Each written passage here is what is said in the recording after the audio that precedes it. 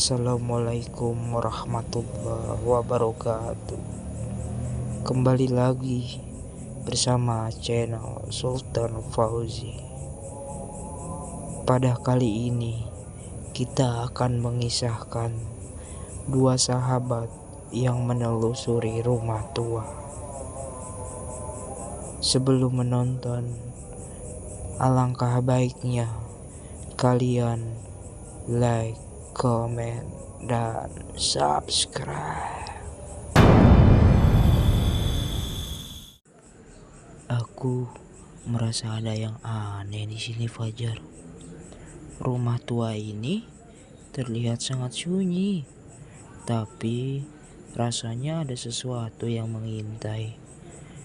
Ketika kami pertama kali sampai, aku merasa seolah-olah mata-mata itu menatap kami dari balik jendela yang pecah. Fajar, kau tak merasakannya? Perasaan aneh yang merayap di tubuhku, seperti ada yang mengamati kita dari bayangan, ucap Dinda.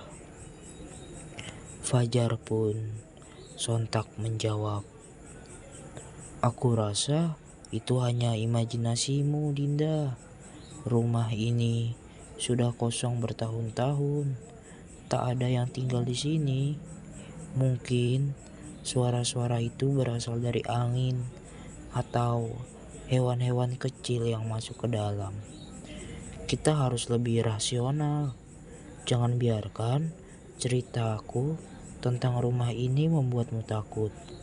Bukankah kita hanya mencari petunjuk tentang rumah ini? Tak perlu terlalu dipikirkan." Dinda pun berjalan menyusuri rumah.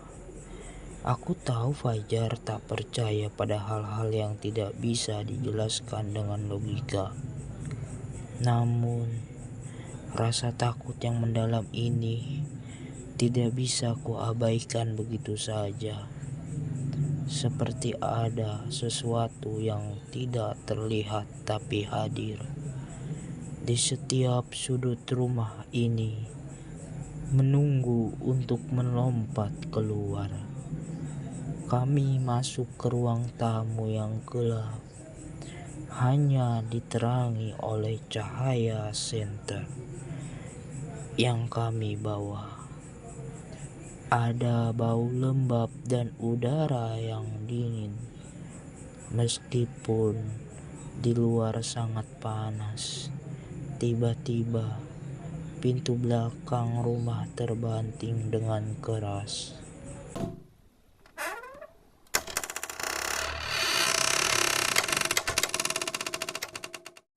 Dinda pun berkata, "Fajar, dengar itu? Ada yang menggerakkan pintu." Fajar pun menjawab, "Hanya angin, Dinda. Kamu terlalu terpengaruh cerita-cerita horor yang selalu kau baca. Tidak ada yang aneh di sini."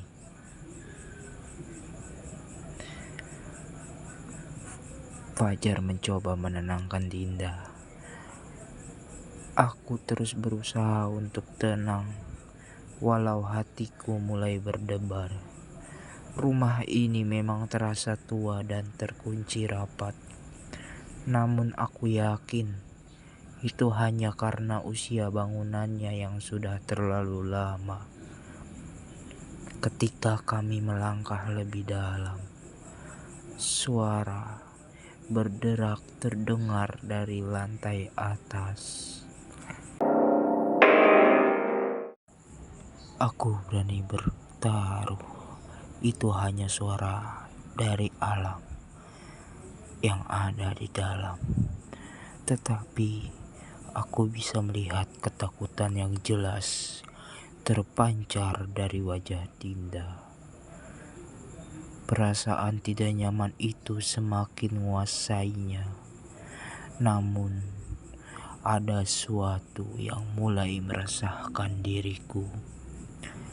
Seberkas bayangan gelap melintas di ujung koridor, dan mataku menangkap kilatan putih seperti pakaian yang tergantung di dinding.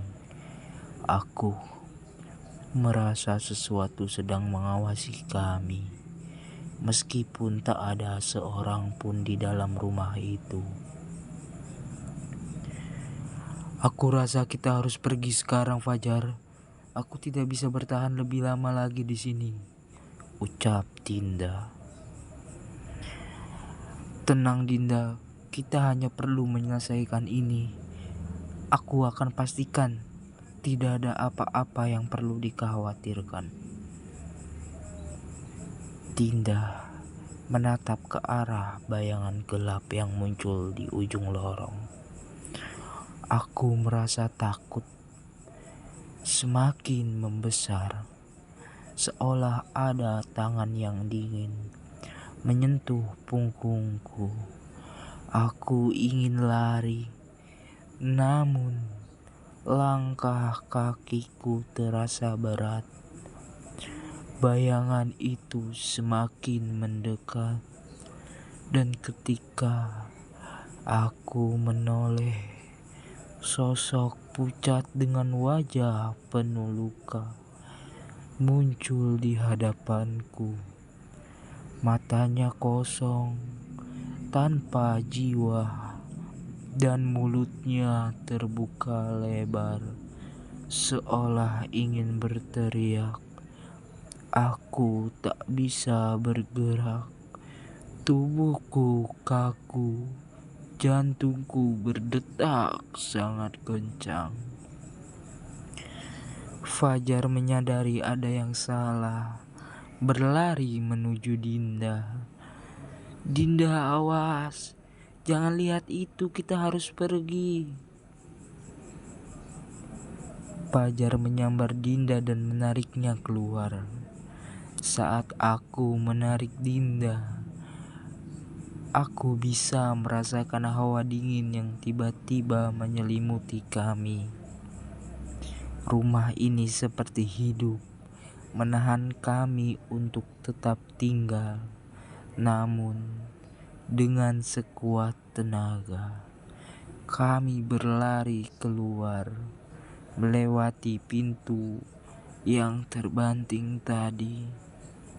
Ketika kami akhirnya keluar, napasku terengang-engang, dan aku bisa merasakan bahwa ada sesuatu yang mengikutinya.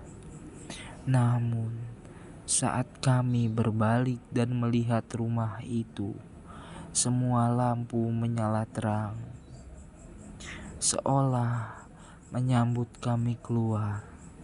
Dan di jendela, aku melihat sosok itu lagi. Kali ini, matanya memandang dengan penuh kebencian. Tenggelam dalam ketakutan, Dinda berbisik kepada Fajar, "Apa yang baru saja kau lihat? Apa yang ada di dalam rumah itu?" Fajar hanya terdiam. "Aku tidak tahu, Dinda. Tapi kita harus pergi jauh dari sini. Kita tidak boleh kembali ke sana lagi." Akhir dari sebuah kisah, Dinda dan Fajar tidak pernah kembali ke rumah itu. Namun, rumor tentang rumah tua itu masih beredar di sekitar desa. Beberapa orang mengatakan bahwa mereka mendengar suara tangisan dari dalam rumah pada malam hari, dan beberapa lainnya merasa diawasi saat lewat. Rumah itu kini dikenal dengan sebutan rumah sang penghuni lain. Oke teman-teman, itulah akhir cerita. Bagikan kisah kalian di kolom komentar.